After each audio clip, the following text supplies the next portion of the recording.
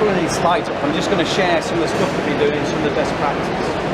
As Janine says, values are a big part of my organisation and what we do. We assess the value-based behaviours of people to support the selection methods and also keeping staff and supporting the development of current staff. So firstly, I want to just explore, what are exactly values and why they're so important. So why are values important and what are values? So pose a question to yourself for a second. Your values come from an inner belief, they're a deep inner belief. Likewise, where have they come from and where they formed? Were you born with them? No. You were born a pretty much a blank canvas. You popped out your mother's womb without any bias towards racism or homophobia or anything like that. So your values have been instilled with you. This is why they're massively important, because they're going to drive what you do. Your values are a guide to drive behaviour. Now I ask around the room, I look around the room, just show your hand if you've ever gone against your values. Anybody ever done anything against their true values? Yes, we all have, But I'll tell you what happens when you do that, is you have, one, when you get a realisation of it, you have a real internal conflict about that.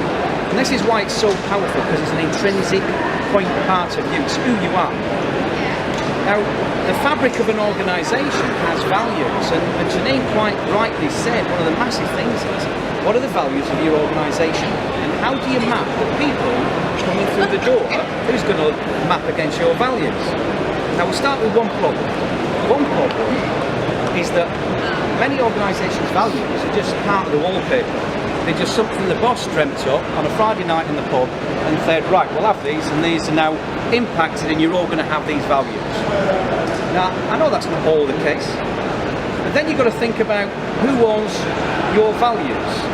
So if I said to this gentleman here, Charles, if I say, right, these are going to be your values and beliefs from now on, Charles, right? You're going to do this, you're going to do that, you're going to believe in that, and that's what you're going to be. I know what Charles's response is going to be, and he's a big lad. And it's exactly the same concept with your staff. Sorry, Neil, have I gone into my PT theories?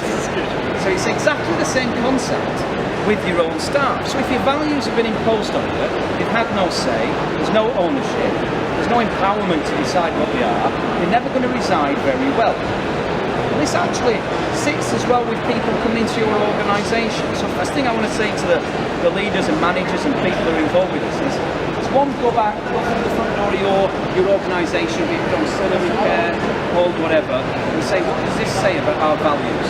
And am I attracting the right people who are going to map against my values?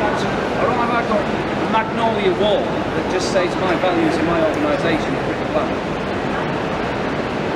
I think the second point is, once you've established your values, and we can help top by our analysis of people and staff, what really good looks like.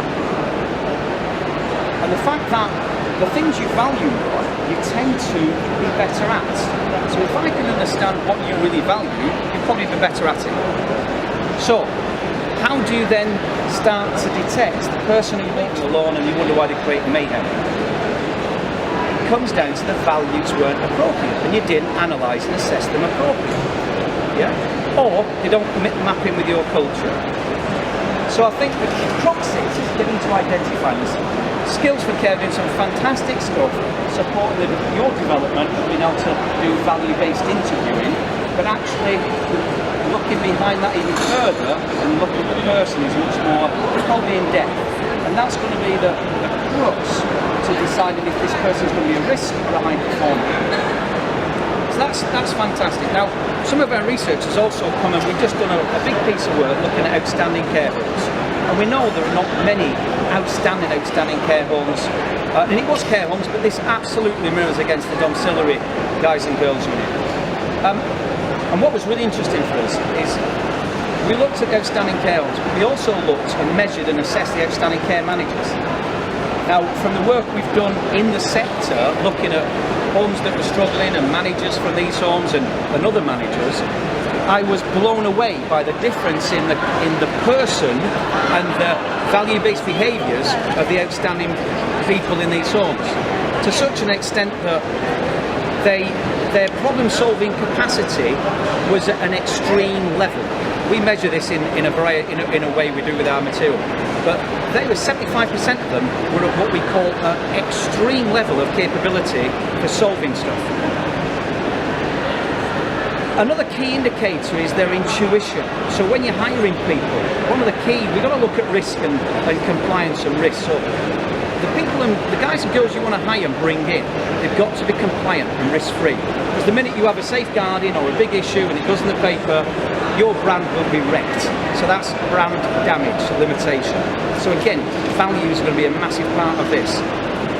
I digress a bit, but if you look at any of the incidents over the last number of years, Winterbourne View, other places that have happened, the traditional selection methods, they went through all those, CV, interview, probation, DBS, and then they shut the doors and they beat up vulnerable kids. So something was being missed there. And that's why getting into this space of analysing the value-based behaviour and taking a much closer look at people will be critical for you staying safe and your brand being maintained in what you do. Just back to the outstanding care managers, the difference between other managers and them. And again, if you've got to attract and hire team leaders, and let's take it as a leadership point, and the outstanding care manager was just typical of some of the staff we see in the outstanding care homes. They had fantastic resilience and stress coping mechanisms. So when I looked at the outstanding guys and girls, about 9% of them had what I'd call fairly high stress. About another 20% had what you call the spinning plates. Compare that to the rest of the sector, we've got incidents of 33% of high stress. We've got high stress in their personal worlds as well. So there's no escape for some of these guys. There's stress in the working environment, there's stress at home, and then they wonder why you've got an issue with sickness and health and all the rest of it. What is your well-being policy? I'm going to ask you, positive or hasn't got the great values, they will be some of the people who will leave quicker than others.